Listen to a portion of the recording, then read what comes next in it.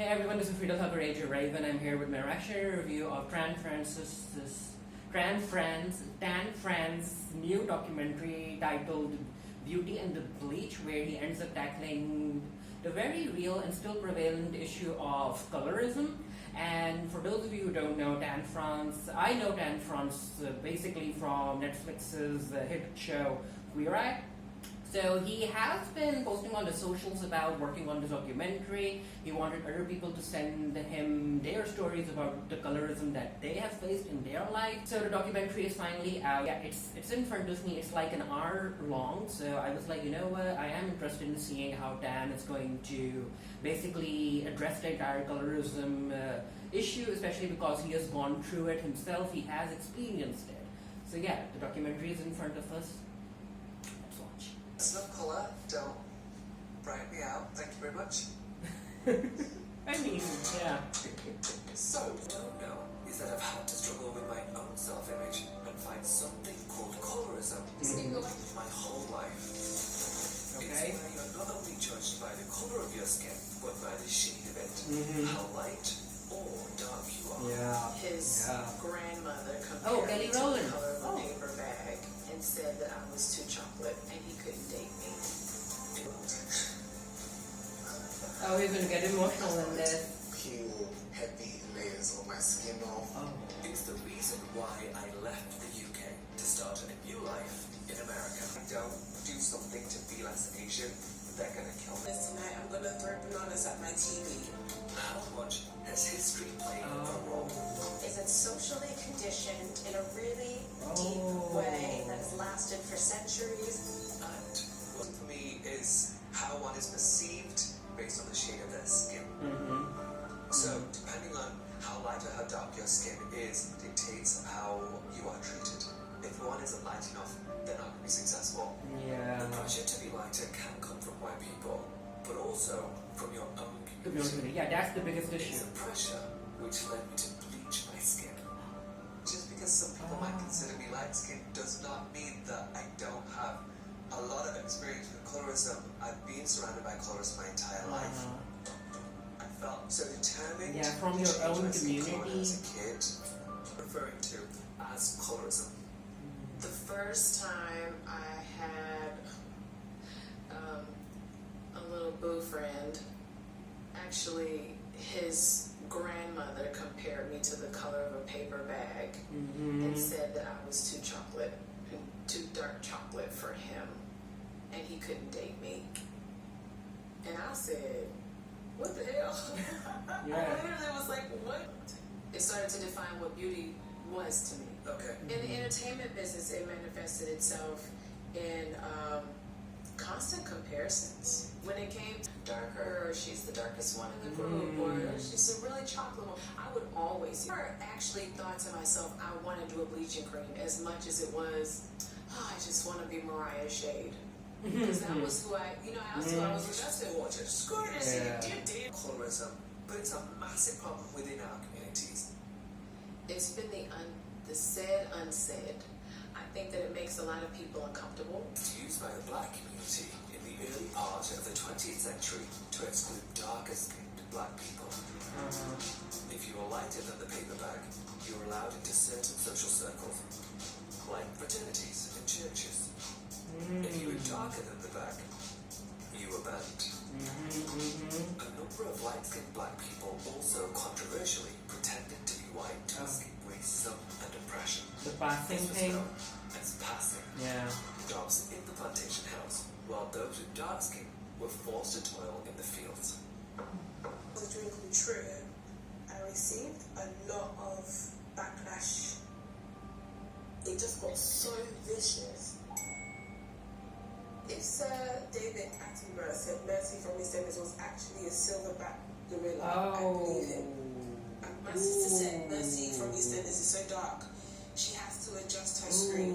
Reference to me, my complexion, and my size, and reckon me towards animals. And that is when we go into the world of what it is like to be a dark-skinned woman, on screen and in real life. Well, most people that tweeted those people of colour. Yeah, all of them are black. The abuse I was suffering from was really made me around my community, the black community within the UK. So it does hurt a little bit more when it comes from inside the house. Yeah. It does. Very different. I want to understand that you cannot conflate the black experience with the brown experience. But when we strip it down to its core, it's our own people saying that we are not worthy unless we are light-skinned. Somebody's skin, the shade of somebody's skin is a concern from literally the day they're born. Yeah. Lighter means beautiful. Even before they're born. Attractive. And it was wishing for a lighter skin kid. The movies we watched, which were Bollywood movies, they were always beautiful, light-skinned people who she was using bleaching cream. I knew where she kept it. Yeah, that's so I sad. stole that from her. That's sad. I just feel sad. Behind a locked door. I put on a generous amount. Like at such a young age. It stung. Over the next half an hour, it starts to feel like you've got actual sunburn. And he's a It just dude. felt really Like, uncomfortable as I stopped using it. what young girls go through? Ugh. Well, action of colorism was present in my school. We knew who the darkest skinned kids were, and we would have words for them. I want to talk about colorism. I'm going to write a few things down. You just want to Interacting with the younger generation. We had a word which was, in my language, Gala, which means black or dark. Yes, Emma. In terms of colorism, the word blick was used a lot in school. Can you spell it for me? It's B-L-I-C-K. B-L-I-C. Kind of to attack someone for having dark skin.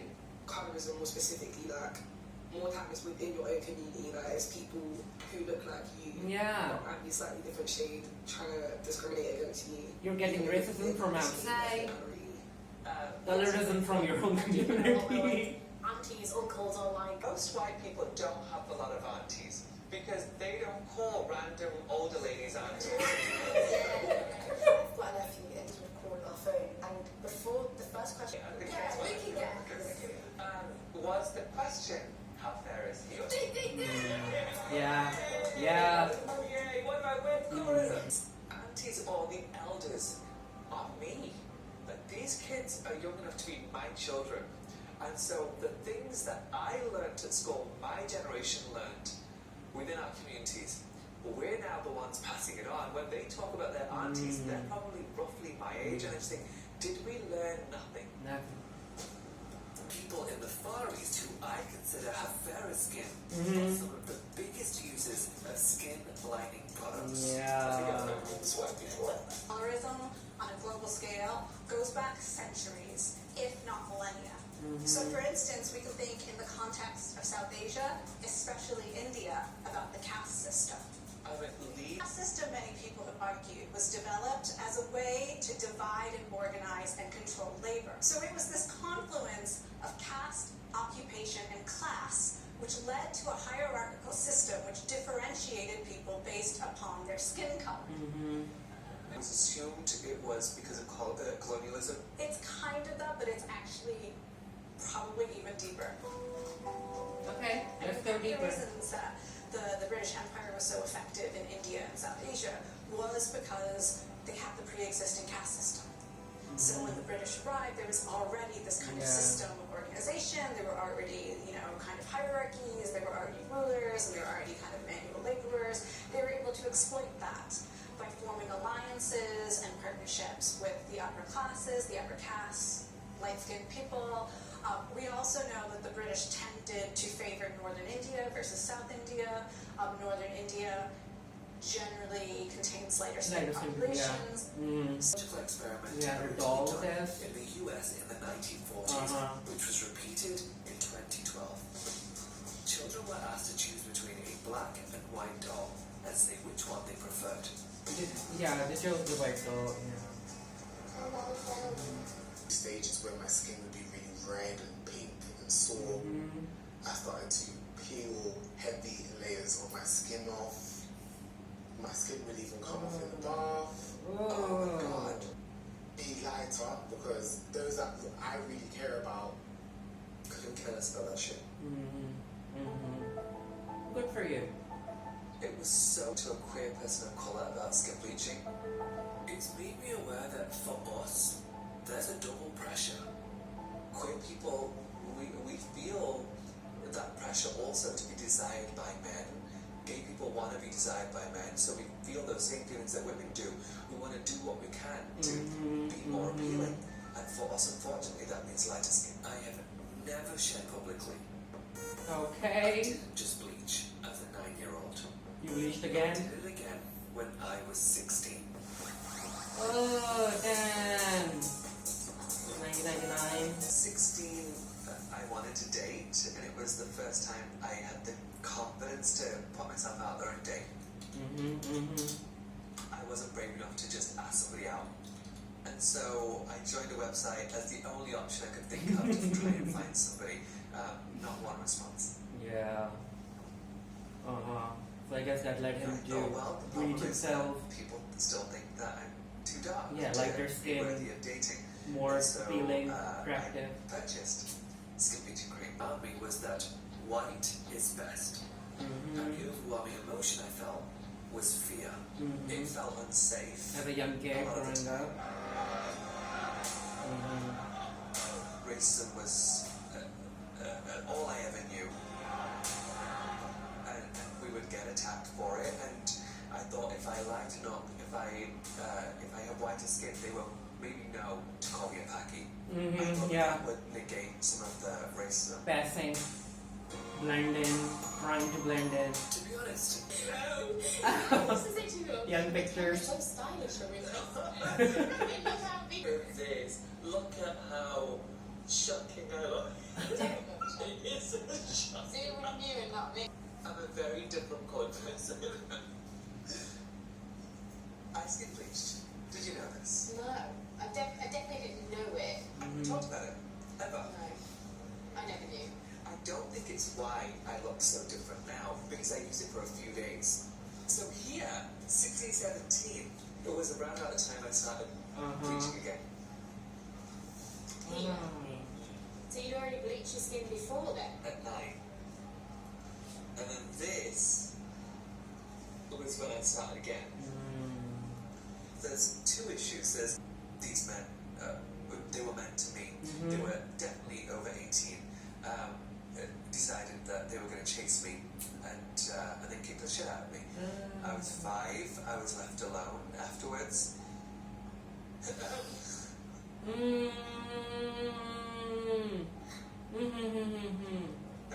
Warnings, obviously, to run and find a woman. I was a child.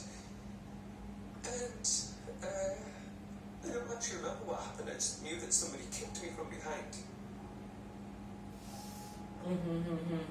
Well, I don't know if I passed out, but I realised I was on the floor and I had to.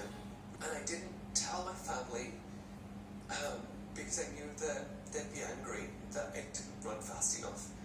My dad was a lovely man, but if something happened, he'd say, "Why didn't you fight back? Why didn't you run faster?" But it's a 5-year-old. You were just fine. This is the turning to Doncaster. We are not going to turn. Oh, Quite honestly, I just can't do it. okay, take your time. Take your It time. was, without a doubt, the moment that made it so clear to me, I've got to do something about my skin colour. If I don't do something to be less Asian, they're going to kill me. For me, the desire to bleach as a kid, it was self-preservation. It was absolutely about survival. I'm fine the way I am. Who cares if these workplace locally don't like me? You're being very hard on yourself. You're not able to sort of be kind to yourself when shame Yeah, he was is scared, emotion scared. associated Scared. with what's happened.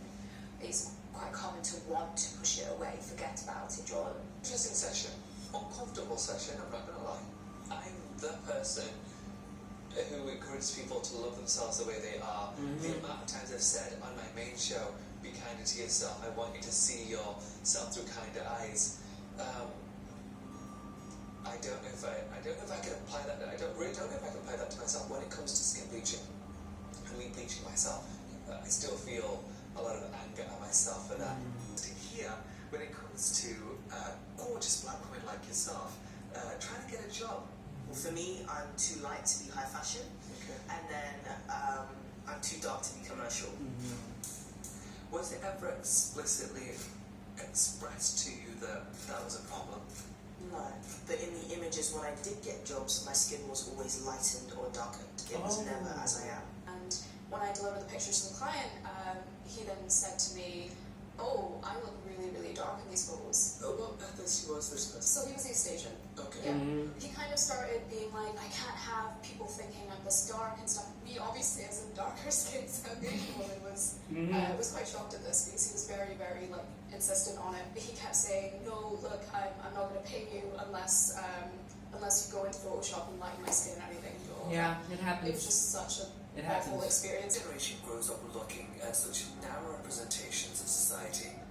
What will the damage be? And if we carry out another white and black doll test in 10 years' time, will the story be the same? I think it's the responsibility of the white community to start to embrace people of colour and to show the diversity of our world. Okay. Again, we don't need white saviors, we just need people to accept that there are other colours and that they should also be represented.